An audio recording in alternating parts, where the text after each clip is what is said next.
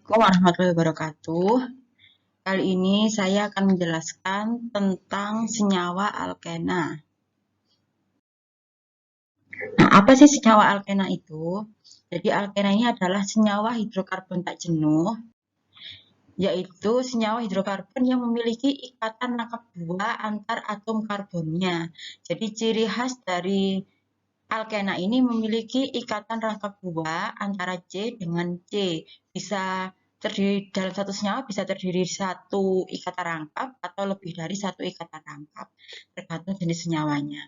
Nah, nama lain dari alkena ini kadang-kadang disebut dengan olefin. Nah, keberadaan ikatan rangkap 2 menunjukkan bahwa adanya ikatan pi, sehingga lebih reaktif daripada ikatan sigma. Jadi, ikatan pi ini ikatan yang terbentuk karena adanya tumpang tindih awan-awan elektron pada orbital p. Nah, karena ikatan yang terbentuk ini dari tumpang tindih awan-awan elektron, ikatan ini lebih lemah daripada ikatan sigma. Sehingga senyawa yang memiliki ikatan rangkap ini lebih reaktif, lebih mudah bereaksi daripada senyawa yang hanya terdiri dari ikatan tunggal, hidrokarbon yang terdiri dari ikatan tunggal saja. Jadi alkena lebih reaktif daripada alkana. Rumus umum dari alkena ini CnH2n. Jadi ada selisih atom 2 atom H daripada alkana. Kalau alkana kan CnH2n plus 2. Berhubung ini karena ada ikatan rangkapnya, maka rumusnya menjadi CnH2n. Nah, alkena ini kita temui di kehidupan sehari-hari enggak?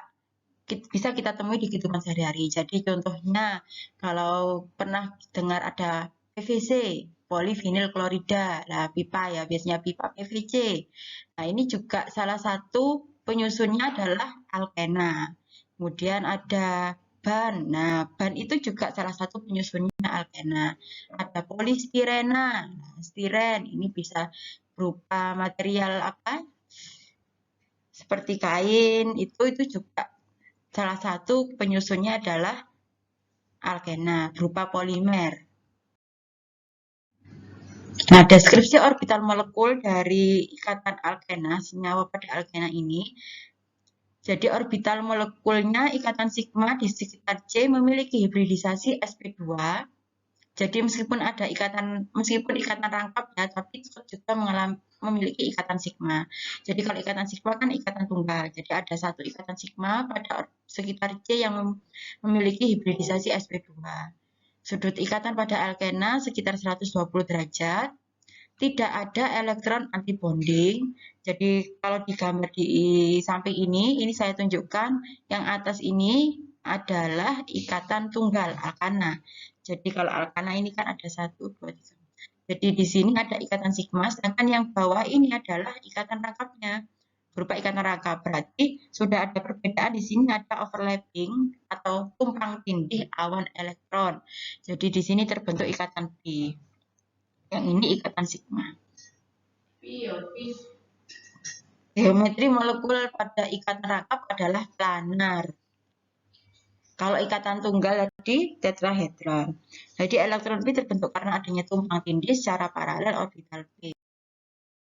Nah, ini panjang ikatannya, panjang ikatan dan sudut ikatannya. Jadi kalau etana ini panjang ikatan antara alkana dengan alkena. Nah, panjang ikatan alkana ini lebih panjang daripada alkena. Ini di sini saya berikan contoh struktur dari etana dan etena atau etilen namanya. Jadi etena ini yang memiliki ikatan rangkap, yang di samping kanan ini adalah etana yang tidak memiliki ikatan rangkap, jadi ikatan tunggal. Bisa dilihat di sini ada jarak ikatannya. Nah, ada 1,09 Armstrong untuk etana, sedangkan untuk alkena, etena 1,8 Armstrong. Dan jarak antar H 1,33 Armstrong untuk alkena, dan ini jarak antar H untuk alkana 1,54 Armstrong. Jadi sudah terlihat perbedaannya di sini. Ikatan pi ini menyebabkan jarak ikatan antar C semakin dekat. Jadi karena adanya awan-awan elektron yang bertumpang tindih tadi, jarak antara C1 dengan C2 itu semakin dekat daripada saat ada di alkana gitu. Nah, ikatan pi juga meningkatkan sudut ikatan karena tadi jaraknya semakin dekat juga berpengaruh terhadap sudut ikatan. Jadi sudut antara C ikatan rangkap dengan H sebesar 121,7 derajat. Sedangkan sudut antara CH pada ikatan tunggal sebesar 116,6 derajat. Itu dari perbedaan panjang ikatan dan sudut ikatan. Nah, di sini lebih ke arah pengertian tentang ikatan pi. Jadi ikatan pi ini tadi terjadi karena adanya tumpang tindih orbital pi secara paralel. Jadi karena adanya ikatan pi ini tadi, sehingga alkena memiliki isomer geometri, isomer ruang. Jadi kalau alkana tidak memiliki isomer geometri, hanya memiliki isomer struktur saja. Jadi isomer ini apa isomer ini? Isomer ini adalah senyawa yang memiliki rumus molekul sama, tetapi memiliki struktur yang berbeda. Kalau isomer struktur, berarti kalau isomer geometri adalah senyawa yang memiliki rumus molekul sama, tetapi memiliki bentuk geometri. Bentuk geometri itu bentuk dalam 3 dimensinya itu berbeda. Jadi isomer geometri yang dimiliki oleh alkena ini ada isomer cis dengan trans dan ada isomer E dan Z. Jadi ini nama lainnya ya. Keberadaan ikatan pi ini juga menyebabkan tidak ada rotasi pada struktur alkena. Karena tadi menyebabkan apa? Bentuknya planar, sehingga struktur alkena ini tidak berotasi seperti pada alkana. Isomer cis tidak dapat menjadi trans tanpa adanya reaksi kimia yang berlangsung. Jadi contohnya di sini, ini adalah butena. Nah, 2 butena. Pada 2 butena ini kancingnya ada 41, 2, 3, 4. Ikatan rangkapnya ada di sini. Ikatan rangkapnya. Nah, posisi cis itu menunjukkan kalau struktur molekul yang besar itu berada pada satu sisi. Jadi kalau di sini CH3 dengan CH3 ini berada pada sisi bawah, sama-sama berada pada sisi bawah. H dengan H juga sama-sama berada pada sisi atas. Ini yang kita namakan dengan cis, berarti namanya menjadi cis 2 butena. Nah, kalau yang samping ini, yang samping kanan ini adalah isomer trans. Dilihat di sini ada berseberangan posisi molekul yang besar ini. Jadi ini C yang planar ya, ini kan C yang ikatan rangkap. Nah, di sini yang C yang selain ikatan rangkap itu nanti posisinya yang menentukan isomer itu ya posisi C yang selain ikatan rangkap. Jadi di sini CH3-nya berada di bawah, yang ini sebelah kanan CH3 berada di atas. Maka namanya adalah trans 2 butena. Nah, secara 2 dimensinya cis dengan trans ini sama, yaitu 2 butena. Tapi saat kita lihat dalam struktur geometrinya, memiliki struktur yang berbeda. Itu yang dimaksud dengan isomer geometri. Dan isomer cis ini tidak dapat secara otomatis menjadi trans tanpa adanya reaksi kimia yang berlangsung.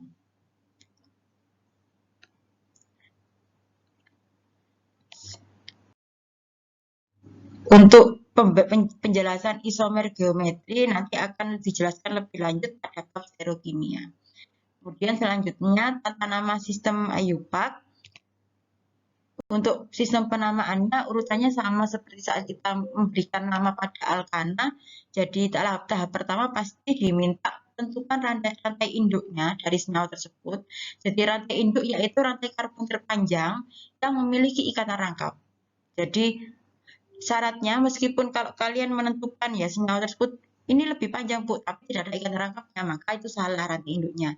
Jadi syarat utamanya rantai induk itu harus memiliki ikatan rangkap dengan rantai karbon yang terpanjang. Setelah itu beri penomeran. Berikan penomeran. Penomeran dimulai dari yang paling dekat dengan ikatan rangkap. Jadi ikatan rangkap diletakkan pada nomor yang paling kecil. Kemudian kalau ada cabang maka ditulis cabangnya di angka berapa, setelah itu nama cabang, setelah itu baru nama rantai induknya dengan akhiran ena. Kalau alkana kan metana, etana, butana, propana. Jadi kalau alkena berarti menjadi propena, etena. Jadi nanti akhirannya ena. Nah, bila ikatan rangkapnya lebih dari satu, maka namanya bukan ena. Misalkan ada 2 ikatan rangkap, maka beri nama akhiran diena. Dan ditunjukkan posisi ikatan rangkapnya di nomor berapa. Kalau ada 3 ikatan rangkap, maka dituliskan triena. Bila dalam bentuk siklis, maka nomor 1 dan 2 dimulai pada atom C yang memiliki ikatan rangkap. Ini saya berikan contohnya. Misalkan ada 1, 2, 3, 4. Di sini ada 4C. Nah, berarti ini kan rantai lurus ya, berarti pas ini jadi rantai induknya. Berarti pemberian nomornya dimulai dari ikatan rangkap. Ikatan rangkapnya di sebelah kiri, maka nomor 1 dari ikatan rangkap ini 1, 2, 3, 4. Berarti penamaannya 1 ini menunjukkan nomor ikatan rangkapnya di C berapa. Kemudian 4 itu berarti butana kan. Nah, kalau alkena menjadi 1 butena. Itu kalau ikatannya lurus, strukturnya lurus. Sekarang kalau kita ada struktur yang bercabang, bagaimana kalau struktur yang bercabang? Pasti yang pertama kita cari rantai induknya yang memiliki ikatan rangkap. Jadi yang atas ini ya, di sini. Maka kita beri penomoran. Nomornya yang paling dekat dengan ikatan rangkap dan paling dekat dengan cabang. Jadi kita mulai dari nomor yang sebelah kiri. 1, 2, 3, 4. Nah, cabangnya di nomor berapa? Di nomor 2. Ikatan rangkapnya juga di nomor 2. Maka kita tuliskan cabangnya dulu, nomor cabang 2. Cabangnya apa? Metil. 2 metil. Dituliskan lagi. Letak ikatan rangkapnya di nomor berapa? 2. Baru setelah itu lanjut ke rantai induknya. Butena. Jadi ini adalah nomor cabang. Ini nama cabangnya. Yang kedua ini adalah nomor letak ikatan rangkap. Yang terakhir adalah nama dari rantai induknya. Selanjutnya, ini contoh kalau berupa siklis. Nah, kalau siklis seperti ini, maka penomoran tadi dimulai dari ikatan rangkap. Dan posisi cabang diletakkan pada nomor yang sekecil mungkin. Jadi kalau misalkan kita mulai dari nomor 1 ini, 1, 2 ke sini tidak boleh. Tapi ikatan rangkap ini harus kedua C yang memiliki ikatan rangkap harus berada di nomor yang terkecil. Jadi nomor 1 dari sini 1, 2, 3, 4, 5. Maka penomorannya kita tuliskan nomor cabang terlebih dahulu 3 metil siklopentena. Jadi ada awalan siklonya sama seperti kalau kita memberikan nama pada sikloalkana. Tapi akhirnya di sini ena. Jadi 3 metil siklopentena.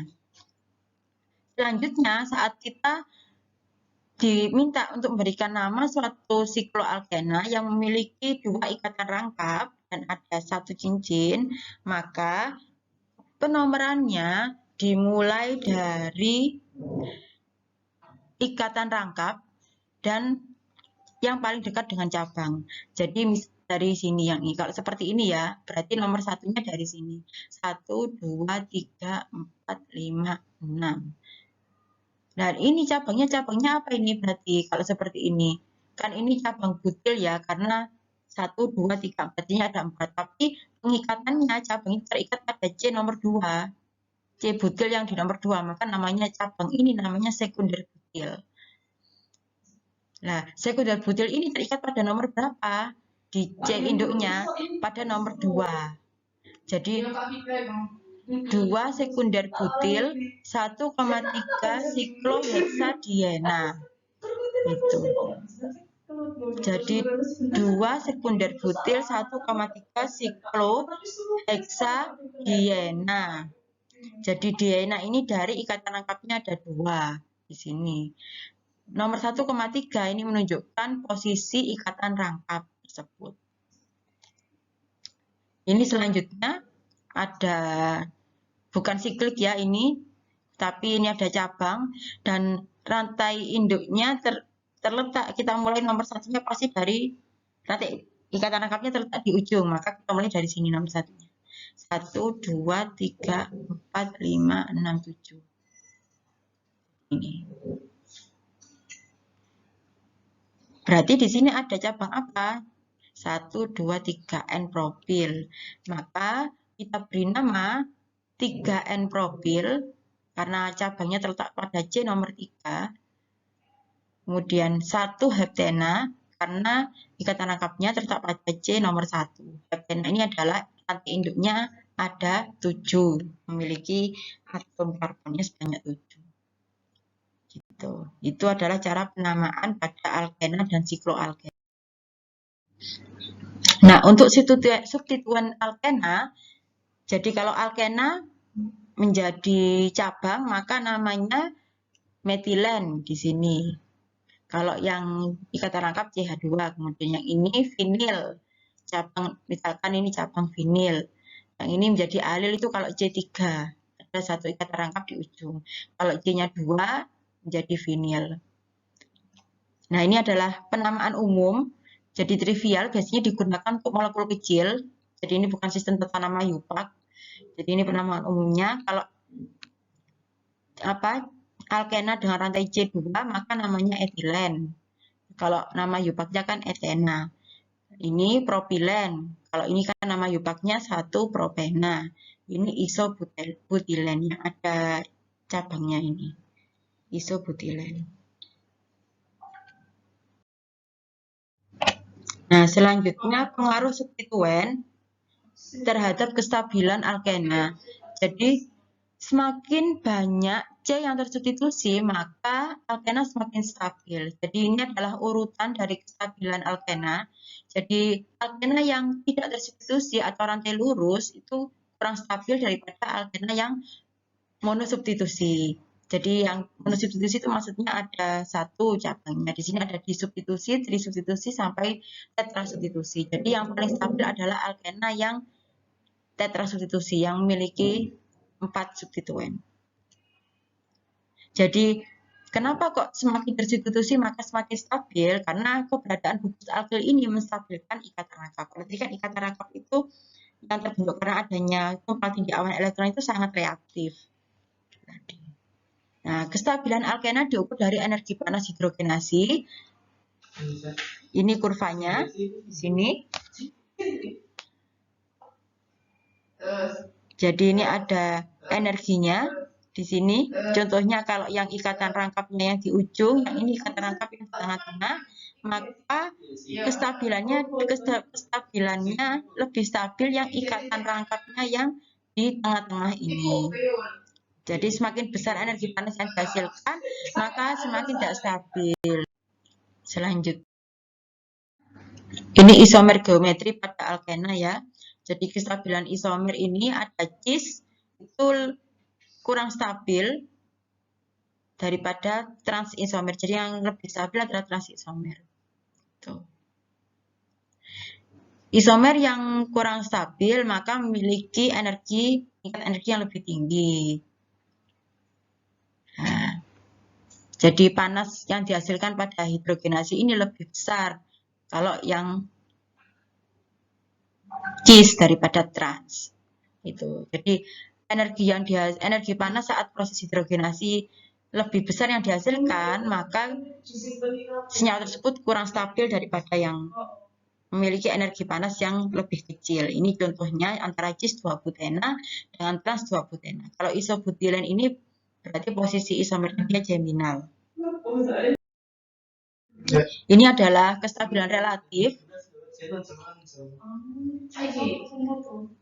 Ini kestabilan relatif dari alkena. Ini energinya. Nah, di sini. Jadi dapat kita lihat etilen ini merupakan yang paling tidak stabil karena kan dia memiliki energi yang lebih tinggi. Yang paling stabil ini adalah tetrasubstitusi. Sini. Ini kestabilan sikloalkena. Jadi pada sikloalkena isomer cis lebih stabil daripada isomer trans. Jadi kebalikan ya, kalau pada alkena tadi isomer trans lebih stabil daripada isomer cis. Cincin yang kecil memiliki regangan cincin yang lebih tinggi. Jadi cincin yang misalkan C3 kan bentuknya segitiga, itu lebih tidak stabil daripada yang C4 sama C5, C6. Minimal terdiri dari 8 karbon untuk membentuk ikatan rangkap 2 trans yang stabil. Nah, untuk misalkan untuk pada siklodekena atau senyawa sikloalkena yang lebih stabil, maka ikatan rangkap trans hampir memiliki kestabilan yang sama dengan ikatan rangkap pada posisi cis. Jadi, itu berlaku pada sikloalkena dengan C10 ke atas. Ini. Jadi ini ada aturan namanya Brecht Rule. Ini adalah menjelaskan tentang senyawa bisiklik. Jembatan pada senyawa bisiklik tidak dapat memiliki ikatan rangkap pada posisi jembatannya, kecuali salah satu dari cincinnya mengandung minimal 8 atom C. Ini tentang senyawa bisiklik ya. Kemudian sifat fisiknya dari alkena ini memiliki titik didih rendah. Jadi titik didih meningkat seiring bertambahnya massa molekul relatif. Nah, alkena bercabang memiliki titik didih yang lebih rendah daripada alkena rantai lurus pada jumlah C yang sama. Memiliki massa jenis yang lebih kecil daripada air dan bersifat semipolar. Sifat semipolar ini disebabkan karena adanya ikatan pi.